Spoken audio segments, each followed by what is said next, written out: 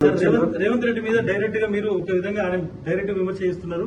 రేవంత్ రెడ్డి మీద ఈ రాష్ట్ర నాయకత్వం మీద పార్టీలో ప్రభుత్వ పరంగా రెండు విమర్శ చేస్తున్నారు. దీన్ని ఒకవేళ పార్టీ సీరియస్ గా తీసుకుంటే సార్, నేను రేవంత్ రెడ్డి గారికి సలహాలు సూచనలు ఇస్తున్నా, విమర్శన చేయట్లేదు.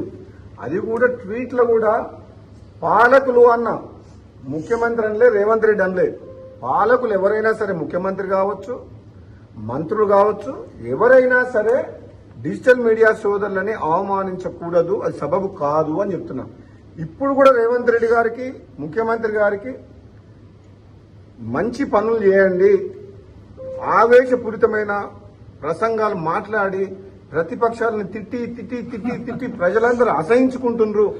మీరేం చేస్తారో చెప్పండి, మీరు ఇచ్చిన మాట నిలబెట్టుకోండి, కానీ ఊరికే 20 నెలల నుంచి మరి సేమ్ అనకండి అని ప్రజలు అనుకుంటున్న విషయాన్ని చెప్తున్న తప్పితే, నేను వ్యక్తిగతంగా ఈ కాంగ్రెస్ పార్టీ 5 ఏళ్లు ప్రభుత్వం కొనసాగాలి, ఇది పేదల ప్రభుత్వం, ఇది పేదల పార్టీ, నేను కూడా కాంగ్రెస్ పార్టీ అంటే అభిమానంతో చెప్తున్నా. ఈ మాత్రం చెప్పకుంటే కూడా రేపు కాంగ్రెస్ పార్టీకే నష్టమవుతుంది. మా కాంగ్రెస్ పార్టీ నాయకులు కొందరు ఏదైనా తప్పు మాట్లాడితే డైరెక్ట్ గా వాళ్ళతో కలిసి మాట్లాడే అవకాశం లేనప్పుడు ట్వీట్ ద్వారా నా ఆలోచన వెలిపిస్తూ, ట్వీట్ ద్వారా నా ఆలోచన చెప్తున్నా అందరికీ.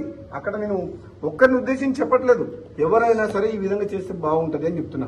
అందువల్ల కాంగ్రెస్ పార్టీకి లాభం అవుతుంది. ఎవరైనా తప్పుడు మాట్లాడినా సరి చేసుకుంటారన్న ఉద్దేశం, ఆలోచనతో, మంచి ఉద్దేశంతో చెప్తున్నా.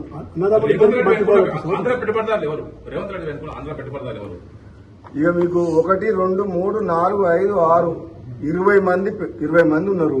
ఈ రాష్ట్రాన్ని దోసుకుంటున్న. ఇప్పుడు కూడా రాబోయే రోజుల్లో సమయం వచ్చినప్పుడు వాళ్ళ బండారం బయట పెడతా.